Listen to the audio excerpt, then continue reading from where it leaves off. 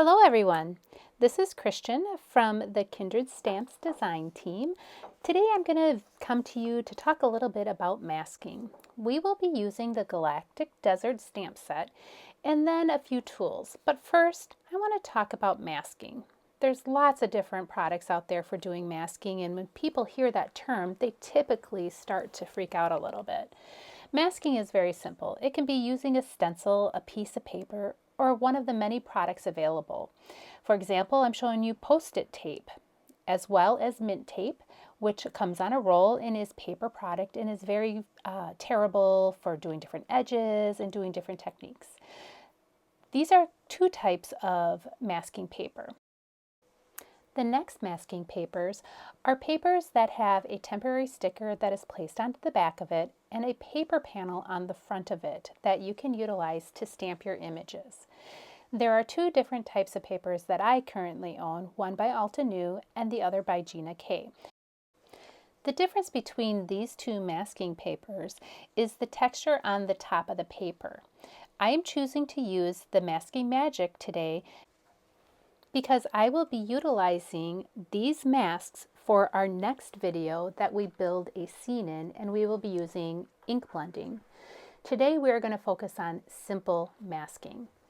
When I first am working on a project, I have to determine what is my layout going to be. And I just draw this out on a piece of paper just to have an idea of what my pictures are to be like.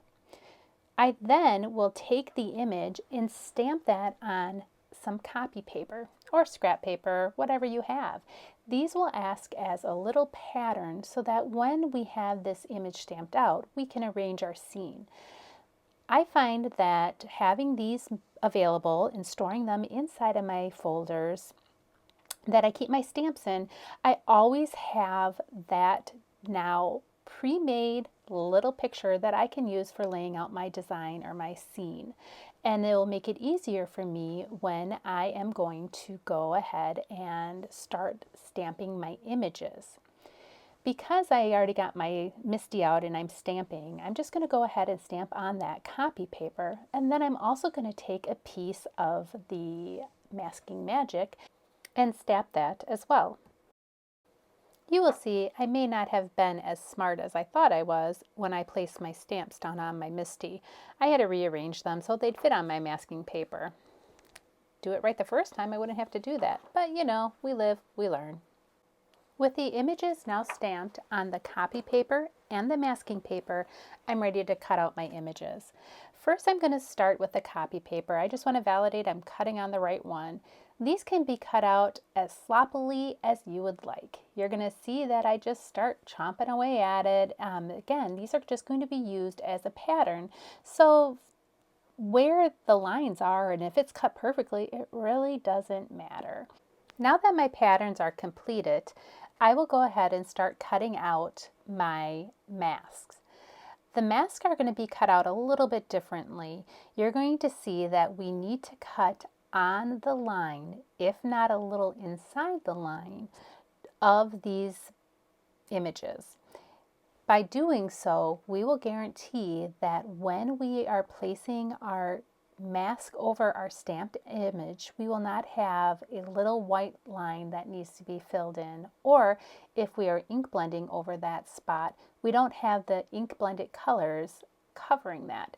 Lesson I've learned many times over and over again because, you know, life.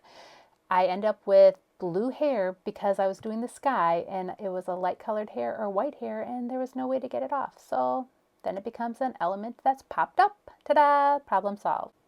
By the magic of editing, you can see that my masks have been cut out and they are all fine detailed cut out, including the arm area inside of our little lady, where I will need that for our next card.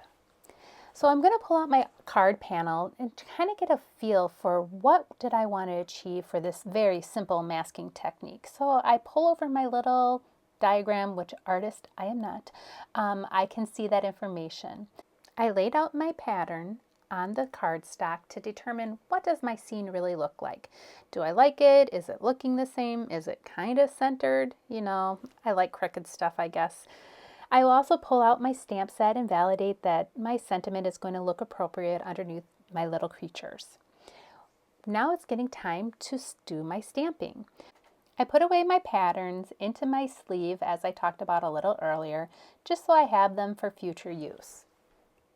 It's now time to have some fun doing some stamping.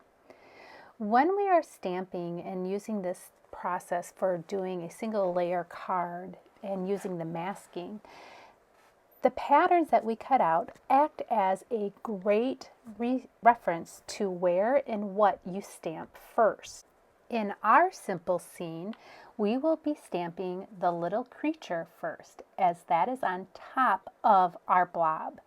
So I will place my stamp over my little mask and I'll be able to pick up my stamp. Because my scene only has the two images, I do not need to keep my pattern on my piece of paper for this process. In our next video, I will explain different techniques that you can use as a beginner to keep your patterns available so that you can go ahead and stamp them on your page without having to remove them from the paper. Now that my first little creature is stamped, I'm going to go ahead and place my pattern back onto my page, determining exactly where I want to have that placed, and I pick up the stamp. Now if I were to pick up my stamp and just go ahead, ink it up, and get ready to stamp, I'm going to realize really fast that I gotta now redesign my card because my image is not going to be behind my little creature. So this is where your masks come into play. By putting your mask onto this character is going to remain in the foreground, meaning it's going to be in front of our other blob. So go ahead and take off the backing of your masking paper, which I fought a little bit with. Eventually, I got the masking paper backing off. I go ahead and place this onto the image, and this is where you want to be a little particular, so really pay attention to how you're putting it on. If the image is off a little bit, you're going to either have a white gap that you're going to have to fill in, or you're going to, in our instance, because we're not doing the ink blending, you'll have lines from our blob come through on our little creature, and we don't want that.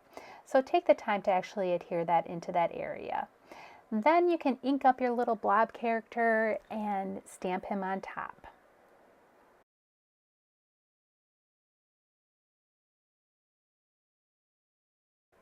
After a little cleanup, it's now time to remove the mask from the card, revealing our hard work. We can see our little creature is in the foreground and our blob is in the background. There's no lines from the blob onto our little creature. I store my used masks on the back of my stamp sets. Now it's time for the coloring to begin. I am going to fast forward at a warp speed through this portion of the coloring because a colorist I am not. I'm on a journey just like all of you, and we're all at different levels of our craftability and colorability. You can color your image utilizing whatever technique works best for you. Today I chose to use oval markers. In one of our future videos, we will look at how do you do masking for watercoloring, because that was another question that I had received from the group. Do your pets come and help you, quote unquote, help you while you're crafting? I know mine sure does. That's Oscar. He says hi, everyone. Though I'm not going to go into the details about how I'm coloring or the techniques I used, I just wanted to talk a little bit about the design that I chose on my type of coloring. I did do the standard highlights, lowlights, filling it in with my midtones, all that fun stuff. But then I also wanted to bring in the texture that we see when we have a simple card. I didn't want it to just be flat color on my page. I wanted it to have a little life to it. So I imagined my little blob guy probably had a lot of imperfections in his skin, and so I did a stippling technique for filling in the colors of those areas. Utilizing my mid-tone and my lightest tones, I put those little dots on it. These little dots went into all the areas that I pictured would have shadows or darkness underneath a fold, just to give it that texture, something that gave it a little life. I continue that onto the abdomen as well, just to have that depth and that roundness be seen. While I do some cleanup, here's a listing of the Olo markers that were utilized to color this blob and creepy creature. Now our panel is going to start to come to life. We got this image on here. They're kind of floating in the air right now, but they're on the piece of paper. They're colored. There's no lines in them, no blobs. Everything looks great. So it's time to cut it out. I go ahead and grab my card basic die set so that I can have the perfect panel to center on top of some colored cardstock to give the image a frame and to make it pop out.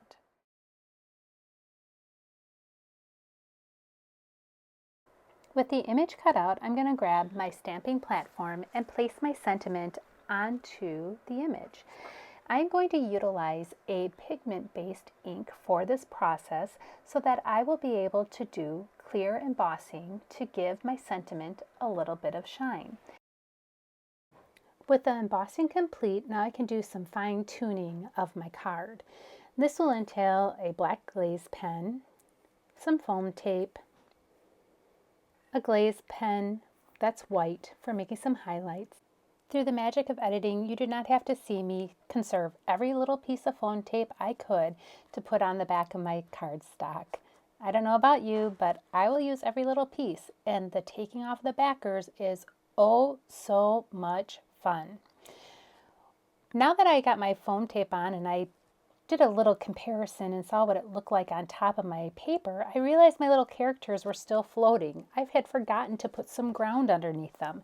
So you see me going in here now with a couple markers just to give that little flooring so that it has something for those creatures to sit upon.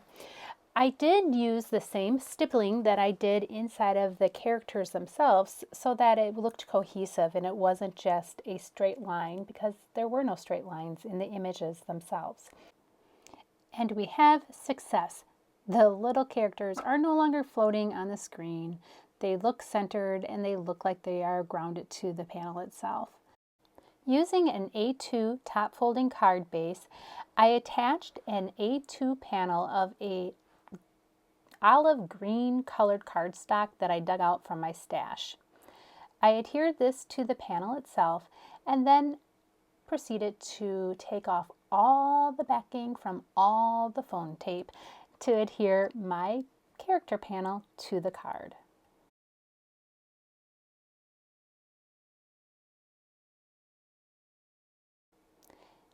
Now I was able to get out my black gel glaze pen, and I don't know about you guys, but sometimes it works, sometimes it doesn't. Sometimes you have to warm it up, sometimes you rub it on your finger. Does that help it? I know it does with my white gel pen, but not for the black so much for the glaze pen. So after about, 2 minutes of me fiddling with my pen, I was finally able to go ahead and get those shiny eyes on both of the characters. Whilst I wait for my glaze pen to dry, I decided I should add some clay embellishments to the card to make this as a great Valentine's Day card for my husband. So I dug into my stash and found these white clay hearts from Kindred stamps that I'm going to fiddle for probably more time than I would like to even admit before I decided on my arrangement of 3 clay white hearts. I took out that 6 minutes of me putzing. You're welcome. So once I decided on my location, I went ahead and glued those down. I did do this as a tone on tone because I didn't want it to be flashy. I wanted it to meld with the card, and then also because it was more of a masculine based card, I wanted to make sure that it wasn't too blingy.